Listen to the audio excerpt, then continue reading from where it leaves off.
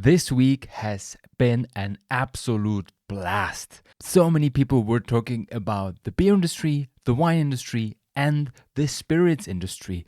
Pernod Ricard sold most of their wine brands, actually. The first ever alcohol-free beer garden opened its doors in Munich.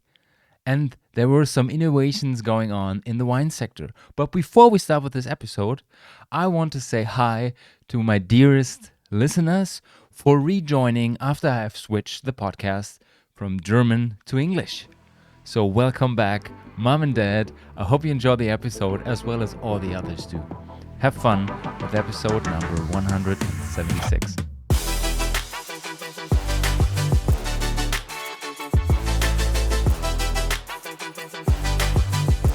Welcome to the Pinot Pixel podcast episode number 176, July 20th, 1 week after the end of Wimbledon and the Euro 2024.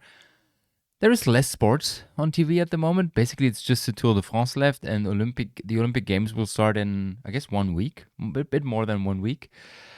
So at least we can enjoy the good weather, just have a chat with some friends, go out for dinner, stuff like that, or enjoy a good glass of beer or wine or your favorite drink of choice on the terrace. If you would like to go out and have an alcohol-free drink or maybe even an alcohol-free beer, you can do this right now in the first total alcohol-free beer garden in Germany. Maybe even in the world. Who knows? Munich opened the first alcohol-free beer garden where you can enjoy alcohol-free beers, soft drinks, cocktails, so mocktails as they are usually called. And the idea behind is quite simple, to jump on a train for the trend towards alcohol-free stuff. And in addition, they realized that there is several reasons why it is a good idea to open a beer garden like that. I mean, Munich is a quite conservative city when it comes to beer, and this accounts for Bavaria in general as well. And beer is their drink. Beer is the drink, maybe even from of whole Germany. And opening an alcohol-free beer garden might not be the first thing you choose when you have space available in Munich, but there is, of course, some drivers that influence the decision of the owner. First of all, of course, people are drinking less. There is a growing interest, a growing demand in alcohol-free drinks. Secondly, not only Munich, but especially Munich, they discovered that there is a culture towards ending your work, and after you finished work at 5, at 6 p.m., you go out, like the pub beer culture in England, and have a drink or two with your friends and with your colleagues. And maybe this is easier with an alcohol-free beer.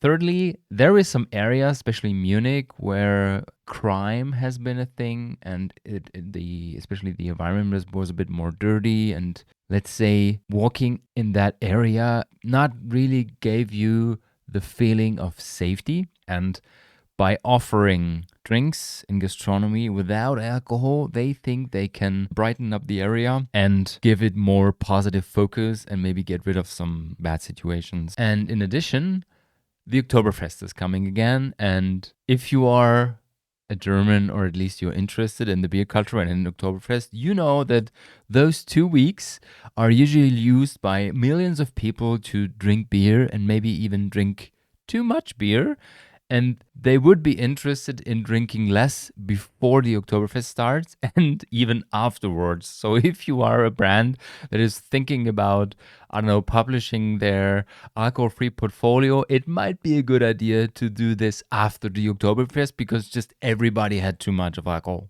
And this beer garden will be open until September 15th, so 1 week before the Oktoberfest starts, and you can enjoy your alcohol-free beer, juice, or mocktail. It's pretty cool, actually. I'll see if I will be able to visit the beer garden. It's called Die Null, so the zero. Nice idea, actually. Nice branding. And I will let you know how my experience was when I visited the place. Right now, I have 3, I would say, innovative news from the wine industry. We'll start with an announcement from Germany. There is a tradition in Germany with wine princesses and a wine queen. They're usually elected every 2 years or once a year, and they usually represent the region, or in the case of Germany, the country of Germany. And it's a long tradition in Germany, probably about, I don't know how long this has been, maybe 50 or 60 years. I guess it started after the Second World War. And there is different opinions on the idea, on the persona, on the topic of a wine queen in Germany. And one is that it's usually just beautiful women that are selected to be a wine queen, to represent the country, to use them as a kind of a testimonial, a beautiful testimonial for wine, but usually they don't know shit about wine. And this is not true.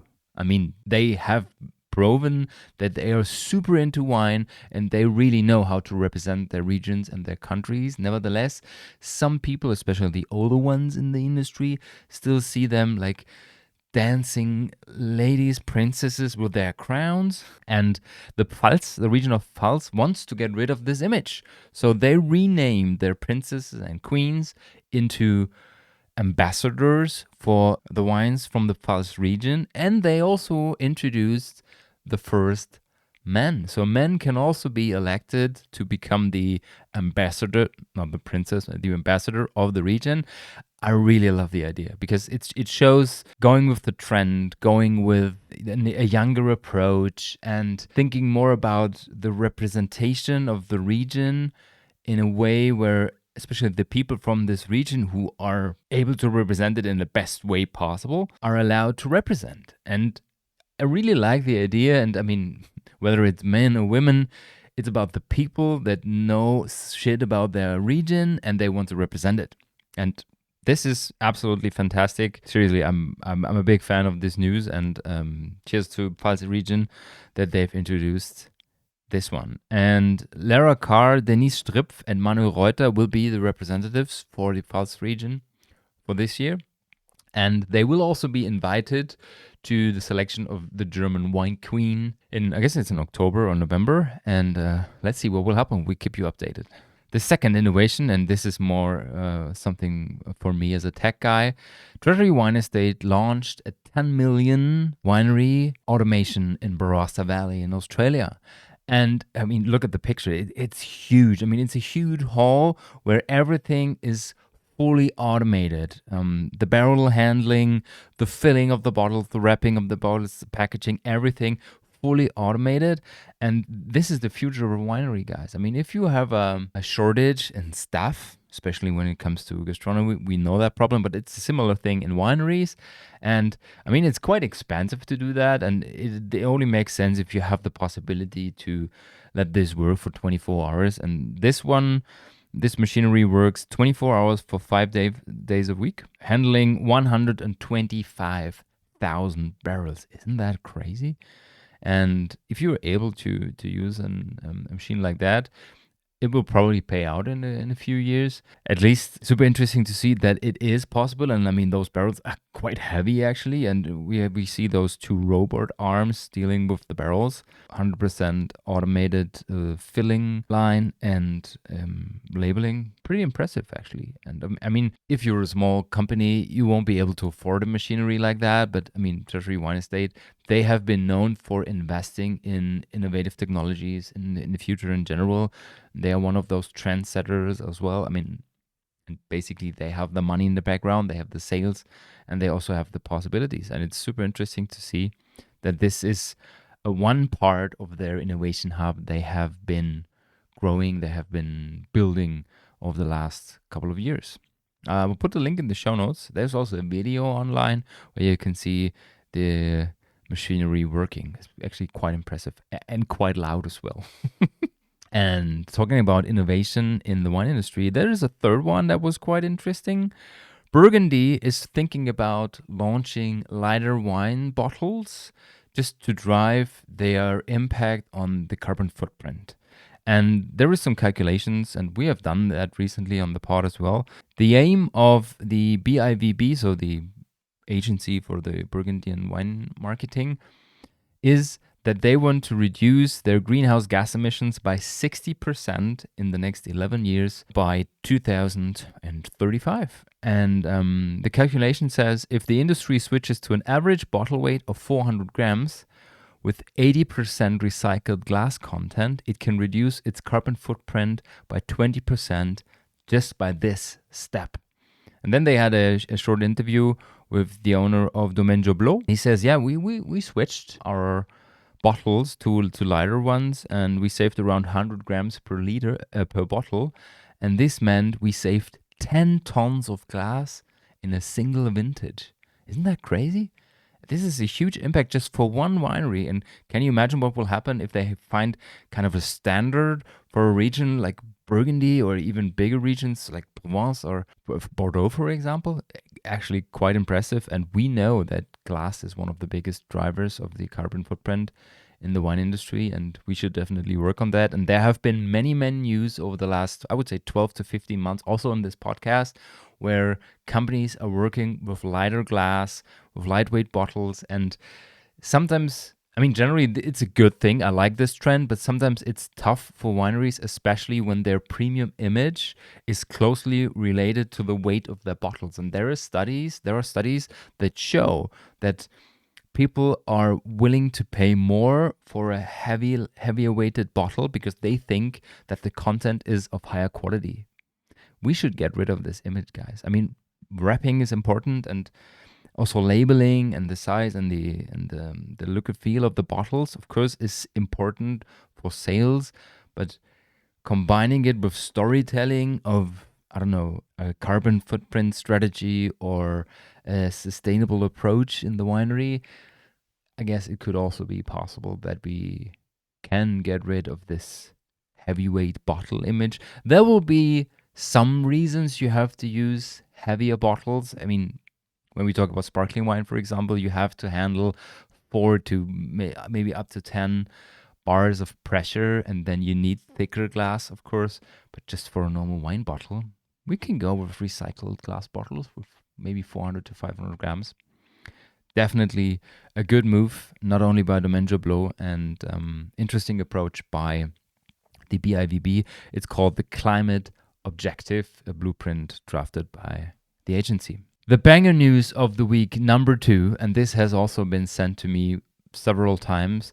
Pernod Ricard, so the big global brand, is selling most of their wine brands of the portfolio to the Australian Wine Holdco Limited. And if this doesn't ring a bell, it's part of Accolade Wines. So a big player, once again, is selling some of its brands to another big global player. And the idea behind that, first of all, when I read this, I was really surprised, actually, because I thought, man, Pernod Ricard, they will focus on spirits rather than wine.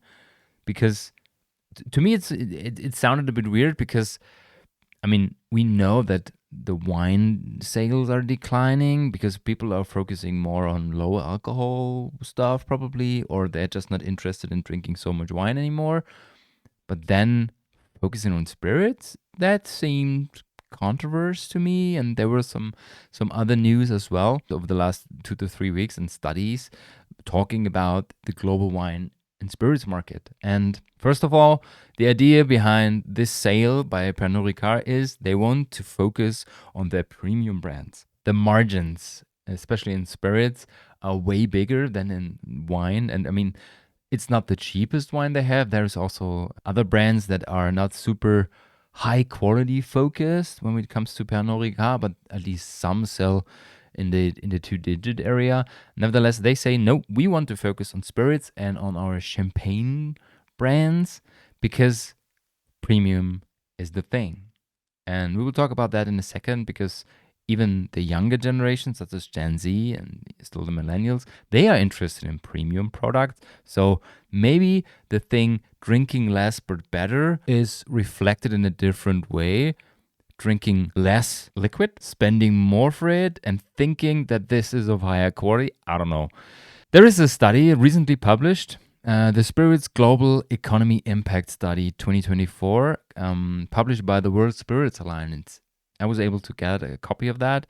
I will put the link in the show notes. And it's super interesting to read, actually. And basically, they talk about the whole situation on the market for beer, wine, and spirits. And when we're talking about numbers, there is a graph showing over here that talking about the value in the major categories in 2022, the base is 2022, spirits account for 42% with $468 billion. Beer accounts for almost the same, 40%, $446 billion. And the rest is 18% on wine. So 1/5 is wine and 2/5, 40% each is spirits and beer. Just keep that in mind when it comes to value. And when we talk about the amount of bottles sold, beer is 3/4, 75% is beer, wine is 10%, and spirits is also 10%. So talking about bottles and margins and marketing, 75% beer versus 10% spirits, and the value is the same. Isn't that crazy, guys? And in the study, there is also they talk about trends. They talk about why is wine increasing, why wine is decreasing, why beer is increasing. There is actually a trend towards doubling the values and the numbers when it comes to gin, tequila, mezcal, and rum, because there's a huge growing interest, a growing demand in those spirits categories all over the world, and mainly China is one of those bigger drivers. We'll come back to that in a second when we talk about beer. And there is another thing, and this really surprised me actually. It's a quote from the study. General trends: millennials and legal drinking age Gen Zers are more oriented towards spirits than beer or wine. Why is that? A love of theatrical, Instagrammable moments works well with spirits cocktails and also chimes with fertile trends for exploration and premiumization. Isn't that crazy? So what the article basically says is you look better on Instagram pictures when you use cocktails or a very expensive drink from the spirits industry rather than drinking a beer or having a glass of wine. This makes sense, but isn't that a bit stupid? Then in addition, of course, one driver was COVID, where people had more at home, and especially it was easier to get in 21 and 22 cheaper access to spirits because there were many discounts because people wanted to get rid of the bottles on stock. E-commerce became a thing, and you can focus more on marketing, on being present, on performance marketing, performance ads, because I mean there is regulations for performance ads, especially when it comes to alcoholic drinks, but you can do it basically, and there has been a huge success. And there is another reason that was really interesting to me. They said the spirits industry has always been quick to innovate. And the pace of innovation has quickened further in recent years to meet swiftly changing consumer demand. So actually it is a thing. Premiumization is a big thing, and no and low alcohol is also mentioned. And to be honest with you guys, for me personally, the spirits section, the spirits category is one of the most difficult when it comes to alcohol-free, because there's only few brands that de-alcoholize spirits, and actually, it's especially when it comes to sustainability, it's not a really good approach. I won't say it's stupid, I get it, but I mean, producing a spirit with at least 30 to 40% alcohol and then using a huge amount of energy to get rid of the alcohol again. But at least those drinks that are made that way have this mouthfeel of a normal spirits, gin or whiskey or whatever. And the ones that have never had any alcohol, basically they are made like tea. So you have a maceration of herbs, of botanicals, of fruits and stuff like that. And there is a lack of body, and usually they won't add sugar or anything else. So most of the producers of alcohol-free spirits claim you have to mix it with tonic. And then when you talk to a barkeeper or a bartender, they say, why should I buy an alcohol-free gin or a whiskey if I cannot drink it as it is, purely on ice or so? That is stupid. And why should I pay 40 euro for distilled water with lemons and herbs in it? I can also buy tea. Yes, I get it. And there is some really good drinks on the market, but we won't talk about that. Basically, this is also one of those drivers. And of course, cocktails, ready to drinks, they are all very present in the market. And spirits definitely is a thing. And talking about premiumization, we have seen many brands investing in premium brands, especially when it comes to spirits. And 2 days before the announcement of Pernod Ricard also announced another thing. They doubled down on American whiskey because they see a growing demand in American whiskey. They launched a company called North American Distillers, NADL division, and then they will focus more on American whiskey category because they see a growing demand. They hired some big names in the industry that who basically know what they are doing, and they call American whiskey a dynamic spirits category, and a category that shows immense potential for future growth. So once more, a focus on premiumization and on spirits. So basically, this is the thing behind spirits and why Pernod Ricard is focusing more on that. They will keep their champagne brands because it's basically the same margin, same marketing compared to spirits. And in addition, they have their Provence wineries, and we talked about one of them where they basically built the biggest winery of Europe with over 500 hectares in total, I guess 540 or so. So this will be their premium rosé for the future as well. They kept this brand and the rest went to Accolade. And if you don't know which brands we are talking about, maybe some of them might ring a bell. Jacob's Creek is a big one from Australia. Orlando and St. Hugo from Australia. Stoneleigh, Brancott Estate and Church Road from New Zealand. Brancott is also quite famous.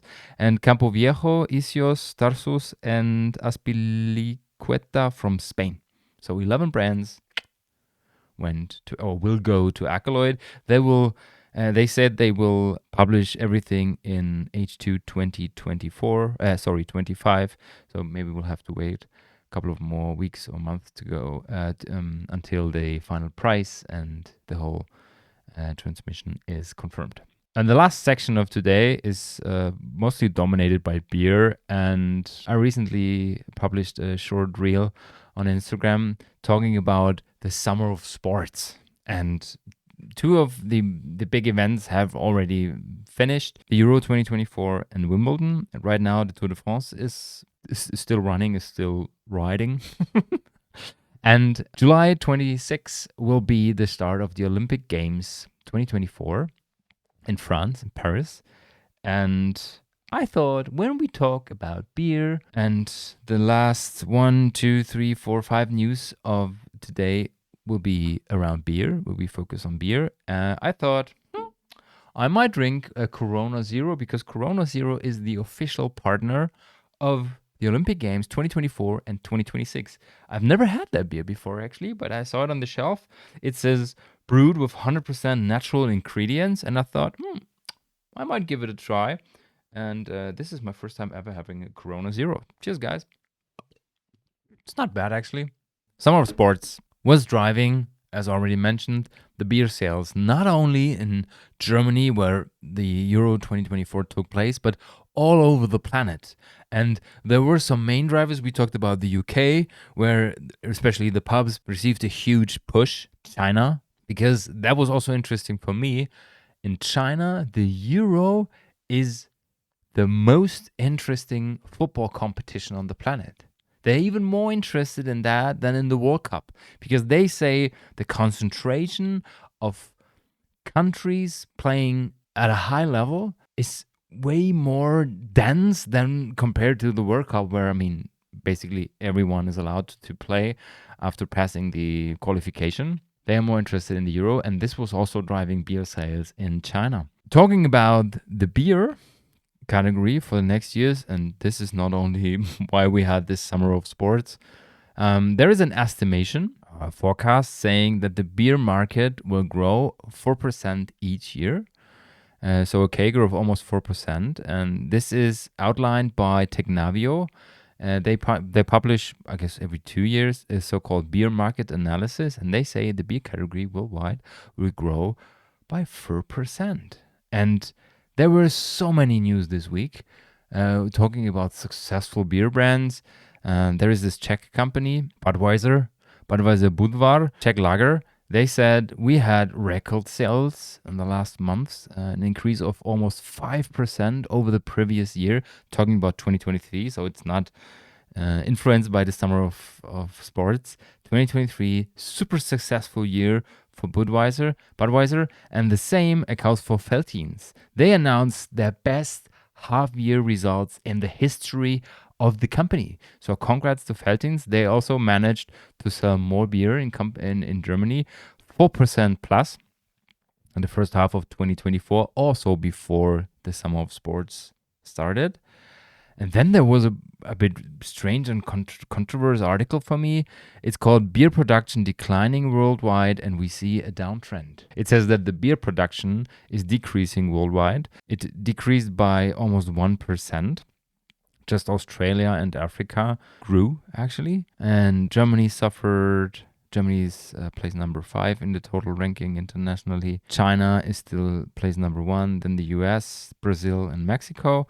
Those are the top 5, the big 5. And they're responsible for almost 50% of the beer production. Isn't that crazy? So decrease in the US and in Europe and in Asia, and a growth in Australia and Africa. Nevertheless, we have talked about many very successful brands that managed to sell more over the last 12 months. And China's beer market was exploding over the last month, but not only over the last months, also last year. And there is a forecast for growth, especially when it comes to China, because people are more focusing on sports, on social events, more on beer, less alcohol, but also super enjoyable and drinkable, and going premium. There was this article saying China's beer market is the world's largest and set for bounce as drinkers go high end. And the key points of this article, they're summarized in the beginning. This is quite smart, actually. With more sporting events in the summer, such as the Euro, Copa America, Summer Olympics, analysts think that the beer demand will gradually improve. And secondly, the European Cup ignites the beer economy. Chinese online database said, adding that China's beer industry had shown a clear trend towards high-end offerings. So people are spending more on higher quality beers instead of drinking shitty entry-level stuff. And this is driving the world market because China is the biggest beer market. People are interested in more beer, in more expensive beer, and this is also one reason for the future growth, the forecasted growth for the Chinese beer market, and this will also drive the whole industry, the industry as a whole. They don't talk about alcohol-free stuff that much. What I discovered in general when we talk about food pairing and gastronomy, beer is quite a good pairing partner for Asian food because you have this mouth feel, you have a fuller body drink. Usually it tastes at least a bit sweeter. It's a perfect pairing for sushi, guys. I mean, I'm a big fan of sparkling wine, and tonight I will host one of my favorite events, sushi and champagne, or sushi, champagne, and friends, because there's other traditional methods as well. Nevertheless, beer is also a great pairing partner for sushi. So if you are not a beer guy, and I have never been a beer guy, but the more I focus on the alcohol-free industry and the brands and especially the products on the market, I discover some beers that are quite nice, actually. And I mean, I'm not super dogmatizing, especially when it comes to beer, saying, oh, this is not a true beer. It's an interesting thing. It's nice if you like the taste of beer and you're not looking for the dizziness in your head. This is a good alternative, guys. Cheers to that. Have a great weekend. Enjoy the good weather. Enjoy the Tour de France, whatever you want. Cheers. See you on Wednesday. Ciao, ciao.